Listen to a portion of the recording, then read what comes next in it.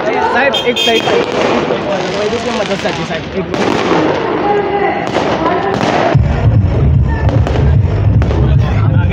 मागे चला मागे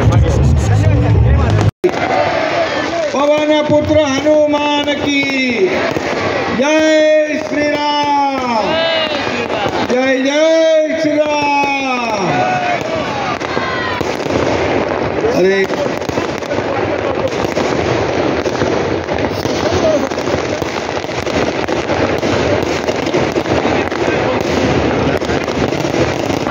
विशेष म्हणजे हळदी कुंकुम देखील आहे। सर्वप्रथम नमस्कार। 2024मध्ये जो उत्साह निर्माण झालेला आहे म्हणजे डिक्लेअर केलेला आहे की येत्या 22 तारखेला जानेवारीच्या आपला अयोध्येमध्ये रामाचं मंदिर स्थापन होत आहे आणि तिथे प्राणप्रतिष्ठान होत आहे। हे ऐकूनच लोक सगळी म्हणजे खुश झालेले आहेत।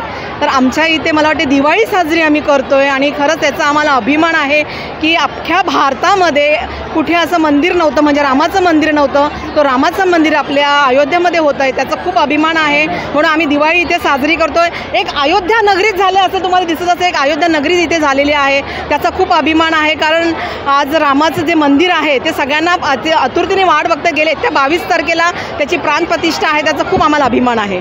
एकीकडे मैदान गार्डन्स म्हणा असे मागण्या केल्यात, मुख्यमंत्र्यांनी देखील आश्वासन दिले। हो नक्कीच देंगे। सन्माननीय मुख्यमंत्री आमच्या इथे आवर्जून आले। ते दरवर्षी आमच्या कार्यक्रमाला हळदीकुंकाच्या कार्यक्रमाला येतच असतात, पण आज आगळावेगळा असा आम्ही आरती सोहळा ठेवला होता, मोठी महाआरती ठेवली होती। त्यानिमित्ताने त्यांचा इथे आमच्या हस्तून आम्ही आरती केली आणि त्यांची एक मागणी केली का अशी की आमच्या इथे तुम्हाला कल्पना असेल मोठे मोठे टॉवर झालेले आहेत, लोकसंख्या वाढत आहे, पण इथं सेंटर मैदान नाही आहे, मोठं मैदान आहे, क्रिकेट्स वगैरे खेळायला यंग जनरेशन आहे, त्यांना खेळण्यासाठी जागा नाही आहे। तर त्यासाठी मी मागणी केली आहे की लवकरात लवकर जर आम्हाला इकडच्या लोकांसाठी जर मैदान दिलं तर खूप बरं होईल, असं आम्ही त्यांना सांगितलेलं आहे।